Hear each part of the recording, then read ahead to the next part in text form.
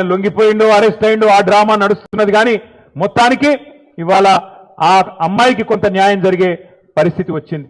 ఇవాళ నేను ఒకటే అడుగుతా ఉన్నా ప్రధానమంత్రి మోడీ గారిని, అయ్యా మీరు అంటున్నారు బేటీ బచావ్ బేటీ పడావ్ అంటున్నారు, కేవలం నినాదాలకే పరిమితమైతే న్యాయం జరగదు. మోడీ గారు బహుశా భారతదేశంలో మొట్టమొదటిసారి ఒక కేంద్ర మంత్రి కొడుకు మీద లుకౌట్ నోటీస్ ఇచ్చే పరిస్థితి వచ్చింది. కేంద్ర మంత్రిని ఇవాళ మీరు బర్తరఫ్ చేయకపోతే ఇక్కడ విచారణ సజావుగా జరిగే పరిస్థితి లేనే లేదు.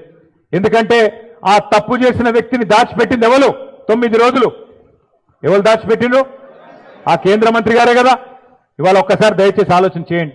నిజంగా కూడా ఇలాంటి వ్యక్తులు పదవుల్లో కొనసాగుతూ ఉండడం అది తెలంగాణకే కాదు భారతదేశానికి కూడా అవమానకరం. మైనర్ బాలికకు అన్యాయం చేసింది కేంద్ర మంత్రి కొడుకైతే మైనర్ బాలిక తల్లిదండ్రుల్ని భయభ్రాంతులకు గురి చేసింది స్వయంగా కేంద్ర మంత్రి. ఆయననే పిలిచి బెదిరించి వాళ్లను మరి ఇబ్బంది పెట్టే ప్రయత్నం చేసినారు. ఇంత తీవ్రమైన కేసును నీరుగార్చే ప్రయత్నం చేసింది ఈ రాష్ట్ర ముఖ్యమంత్రి.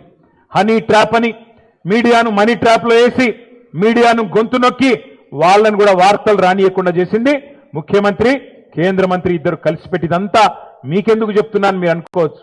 ఎందుకంటే ఒకటే ఒక్క డిమాండ్ మనందరిది ఈ సమావేశం ద్వారా, ఖచ్చితంగా కేంద్ర మంత్రి గారిని వెంటనే బర్తరఫ్ చేయాలని ఈ సమావేశం నుంచి మీ చప్పట్ల ద్వారా కేంద్ర ప్రభుత్వానికి మనం డిమాండ్ చేద్దాం.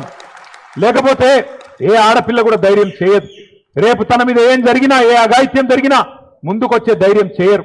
పెద్దవాళ్ళు తప్పించుకుంటారు.